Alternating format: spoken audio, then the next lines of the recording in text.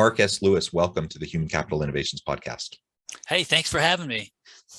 Yeah, I'm super excited to chat with you today. We're going to be focusing on all things leadership and organizational change related and creating the type of culture that will help our organizations and our teams to thrive. As we get started today, I just wanted to share Mark's bio with everybody. Mark S. Lewis received his BS degree in finance from Boston College and an MBA in marketing from Tulane.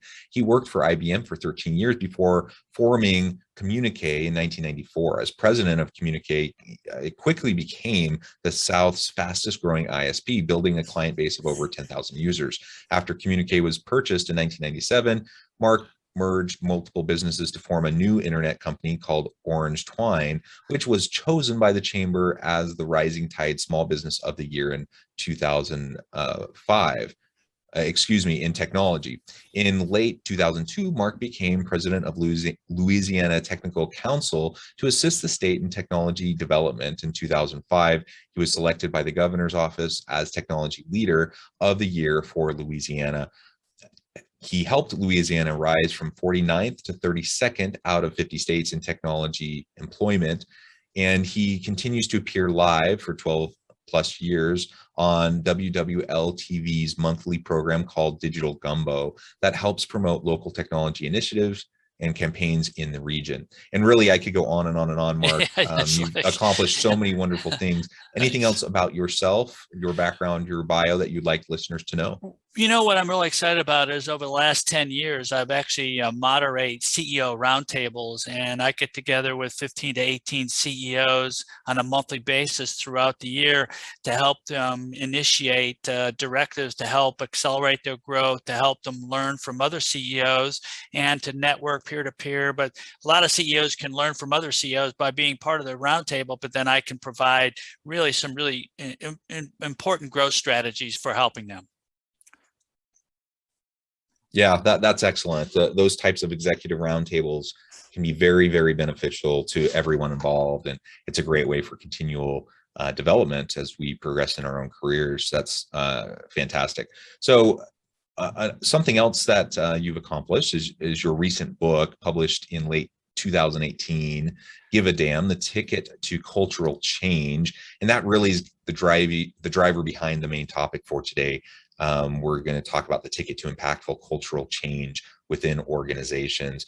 Maybe you can give us a little bit of a background to the book, how that came about, why you focused on that topic, and then we can start to unpack the ideas around impactful cultural change. Sure. If you told me 10 years, John, if I was going to write a book, I would have said, you're absolutely crazy. I'm not a writer. I didn't like English in school. But something I saw in society, even business, caused me concern. And I started dictating all these things that were happening where people were becoming very selfish, very self-centered. They weren't helping other people. And so I decided, well, we got to change this because we're going down this I think this path that could be self-destructive. And there's a lot of factors that cause this, technology being one, wealth, government. There's a lot of 9 factors I put together to write the book. And it's led me to use this book as a transformation of how businesses can take their current company and transform it to a very successful company using the philosophy of give a damn. Yeah, so tell us a little bit more about that philosophy. Like what clearly you saw some things that were concerning in broader society.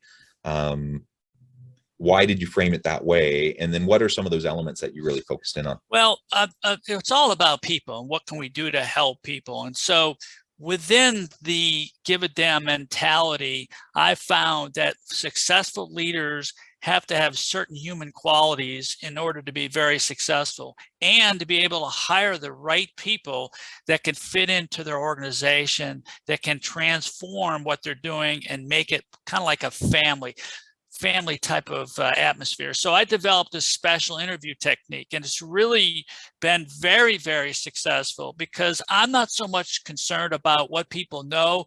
I'm more concerned about what they think and what they can do to help grow and their mindset within the organization and how they contribute it. So I ask certain questions. I say, if I'm going to interview John, I said, look, I'm just going to say 1 or 2 words. I want you to tell me the first thing that comes to your mind. favorite color, favorite movie, best president ever, best sports, favorite sports figure. And I have 90 of these that go from professional, personal to sports, hobbies. And what I'm trying to find is the pattern of how this person thinks based on those 1 or 2 word samples. And that pattern allows me to choose the right person that can fit into the organization. And there's a lot of other factors that go into it as well, like making sure you take care of your employees. Because I always say, hey, I'd rather, if I can take care of my employees, then I know they'll take care of the customers. And that's a transformational leadership directive that I give to most of my, to actually all the CEOs that contributed to the roundtable. Yeah, so those cultural elements I think are key, and I really like how you frame some of those out. Now, whatever the desired culture is within an organization, we have to be able to articulate that. We need to be clear-eyed about what we want and why, and then articulate that and explain the why to our people. But what else do we need to do in terms of driving meaningful, sustainable, and impactful organizational change around the culture that we want for the success of our organization? John, I think the most important thing is making people feel like they have value and a purpose within the organization. And that value and purpose that they're contributing to the value and the purpose is transformed by you as a leader developing those qualities and the traits to show that you're transparent, that you have empathy, that you want them to succeed. You're giving them the tools to succeed. And when they do succeed, you reward them for that success. And that starts the very beginning of an organization through their mission statement, through their vision statement, and especially the core values. When you implement core values and everybody buys off on those core values, and you stick to those core values as you develop your mission and your vision, and everybody goes down that same path, that is what I believe is success and how you become a very successful organization. But there's a lot of other things, like making sure you set goals for them. And if you achieve the goals, you share in the success. It all leads to trying to do and serve other people, because in part, it's part of my book. If you serve other people, then that in fact serves you. So by taking care of other people, you benefit from that. But people get it in reverse. They always say, what's in it for me? That's their thinking. I'm trying to get away from that mentality.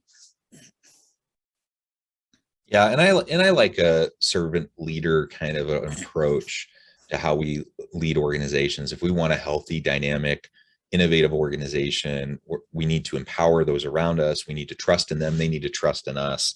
And that's really hard to do with an authoritarian style or a command control, micromanaging kind of an approach that just pretty much shuts down innovation and creativity.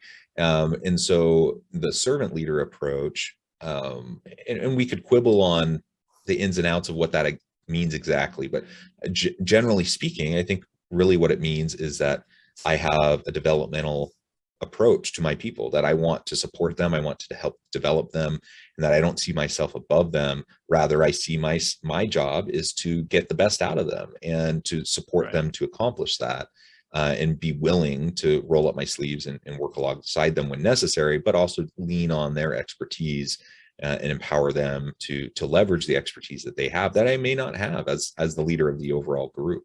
Yeah, I think you make a good point, John, because you need to know what you don't know.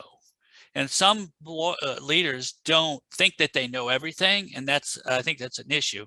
But what you want to do is hire people that are smarter than you and let them do their job. They're experts. You have an expertise in some level, but I'm not a good financial guy, right? So I want to hire a great financial person, let them do their job. Let somebody do their job when it comes to creating a lean organization. These people want that type of capacity and leadership to be able to do it. And if you let them do their job, everybody wins. And you should never, first of all, an authoritarian leader, it's not hard to do. It's impossible. You can't succeed that way, because eventually people get fed up and they just leave. And so give them the people, the tools, the resources that they need to get the job well done. Give them goals. When they exceed those goals, give them rewards. and you just keep going down, and that's how business grows. Yeah, and you've talked a little bit to some of the kind of organizational integration, the institutionalization of core values that ultimately are going to drive the type of culture that we want. And it's a really important point, because we can't just sit in a room and say, what do we want our mission, vision, values to be, write them down, put them on the website, put them up on a banner on the wall. Like, that alone won't really do anything, right? It's nice to be able to go through the exercise of being able to articulate that, but ultimately you have to integrate those into every aspect of the organization. You have to build it into the recruitment process, the hiring, the onboarding, the ongoing training, the performance management, the mentoring, the coaching, the career development. All of those things have to have those core values integrated in, and the people in the organization have to see those core values really being lived as leaders are making decisions that impact real people. And so I could say transparency is one of my core values of my organization, but if I'm constantly obfuscating and hiding and ignoring and trying to avoid, openness around sticky issues, then it doesn't matter that I say transparency is a core value, because clearly it's not. Clearly it's not actually driving decision making and the actions and behaviors of the organization or the people within the organization, the leader. So we have to be consistent in how we live those values that we say are important, and only then, as we integrate it throughout the organization, we live it, will it actually start to shape and change into the type of culture that we really want for our people, so that we can be successful. And that's ultimately where a lot of change management fails, and it's where a lot of culture shift fails, as we're trying to have those types of healthy atmospheres. You make a good point, because you have to live what you preach.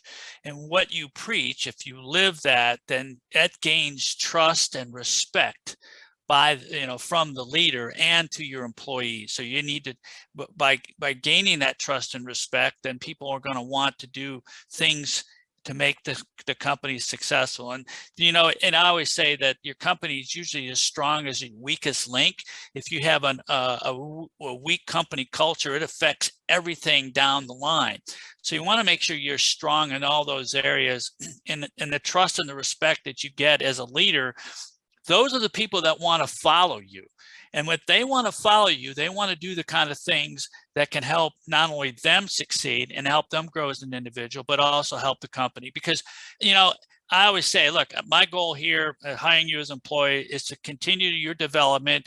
If you can develop and get greater expertise, and eventually if you find something that might be better, I lose employees because I trained them, especially when I ran the Louisiana Technology Council, which was a nonprofit group.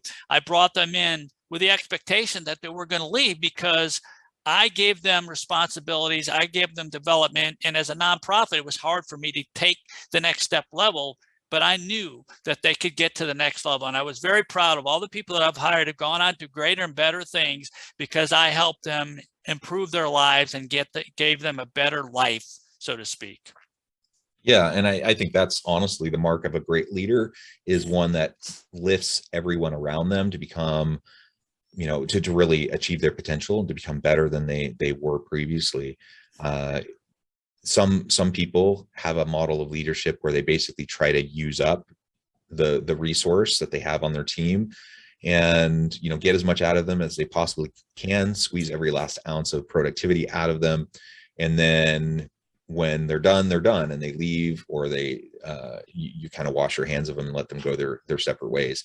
That's not an uncommon kind of an approach and philosophy in how organizations manage their people, but it's certainly not healthy, and ultimately it's going to create a lot of other problems for the organization if that's your approach. But if we can take a developmental approach and have the mentality that, yeah, I'm going to have people come into my team, I'm going to train them, I'm going to mentor them, I'm going to coach them. Eventually they're going to surpass what their current role is, and if they can move up within the organization, great. If not, I'm going to wish them well and hope that they can have great successful opportunities in other places. That has to be our mentality. Otherwise we're going to have a stagnant organization, and one where people don't feel safe to explore, to investigate, to experiment, and ultimately innovate and drive greater value to the market. You know, you talk about what you're talking about is a self-serving attitude. And leaders who have self-serving attitudes are going to eventually fail. They may get past, but it always comes back. It'll always come back and hurt them in some type of way, because your A players will probably leave.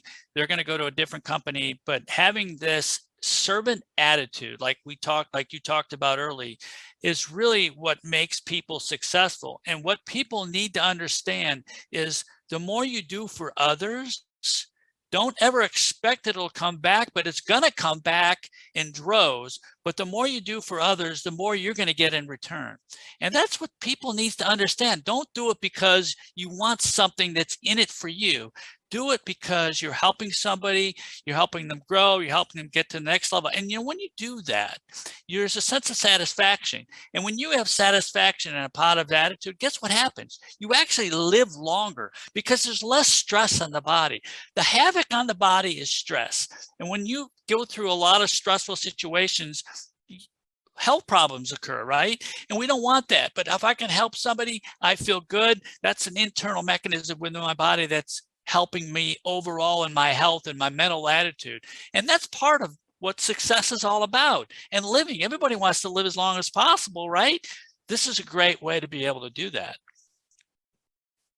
Yeah, excellent. So are there any other key concepts from your book or from just your experience or working with these executive roundtables that you think is important to hone in on that you would like to discuss as we kind of wrap things up today? You know, I think one of the most important things that people can do that, and most executives, and when I do this exercise with them, is on setting goals. They're very poor on setting goals. You know, goals have to be smart, right? They have to be specific, measurable, attainable, realistic, and timely. When most of these executives that I go through, that's an exercise they have to do. They say, well, I want to go on a vacation I want to go on a vacation. That's their goal. Well, that's not a goal. That's more like a wish. You need to be specific. I want to take a vacation. I'm going to go to Australia by no later than the end of 2022 or whatever that may be. So you need to set a personal goals and business goals and then work to strive to achieve them. I also say you need to achieve what we call set a BHAG, or a big, hairy, audacious goal. That BHAG you set 10 years out, and then you come back and you work towards those BHAGs by setting longer term goals and then shorter term goals. Most CEOs do a terrible job at setting goals. They're more or less setting wishes. They're not specific. They don't know at a time. They don't have a plan to get there. I would encourage everybody to set goals very specifically and make sure that you can go towards achieving those and set the plans to be able to do it both personally and professionally. Yeah, goal setting is so important, and it really impacts every aspect of our lives. You know, family, home life, community life, certainly organizational life, and you know, it's tricky because some of the most meaningful things are really hard to measure, and a lot of the things that are really easy to measure are not particularly meaningful. Right. And so we have to be thoughtful about, you know, as we set SMART goals, what are the metrics that we're going to hone in on? Right. How do we know that we've accomplished it? Some things are harder to hone in on than others, and that doesn't mean it we should ignore it or not strive for it. It just means we have to be more thoughtful about articulating what we're trying to accomplish and why, right? I agree with you 100%. And goals can change over time because certain factors and economic conditions or family issues, something happens that you might need to change that goal. But, you know, goals allow you to set plans to be able to meet where you want to get to. Like you might want to say, I'm going to increase my revenue by 20% over the next year. Now that's a specific goal, you can measure it, but you're right. I mean, and then you get the people around you to be able to help achieve those goals, reward them. And I mean, everything just kind of follows from a goal, in my opinion. Yeah, absolutely. Well, Mark, it has just been a real pleasure talking with you. I note the time and we're about out of time. But before we close for today, I want to give you a chance to share with listeners how they can get connected with you and find out more about your work, your team, and then give us a final word on the topic for today. Yeah, I enjoy helping CEOs with helping them accelerate their growth. And my book, which is Give a Damn, the Ticket to Cultural Change, is something that I'm very passionate about because it can be transformational, both in personally and from a business standpoint. They can reach me. I have a website. It's called, actually, a new website. It's called marklewisllc.com. And there's 4 areas you can click on. You can see where I've done my book. I've got an Audible version of the book. I've got a CEO facilitator playbook that I just put out for leadership coaches. If they want to implement the same kind of successes and get a lot of money for doing it, they have the ability to do that. So they can go to marklewisllc.com and click on those 4 areas that I'm really honed in on going forward.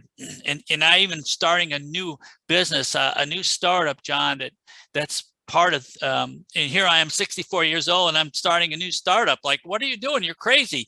Well, I'm not crazy because this is something that can be very influential and very memorial. It helps create memories for people. And the bottom line is, when you go to a wedding and everybody's taking videos, we're creating a platform where you can upload those videos and we'll cut and splice each of those videos. The best of all those videos, and produce a single video for you automatically. So it's best for weddings, birthday parties, and I'm very encouraged by what the response we're getting out of it. So I'm into everything.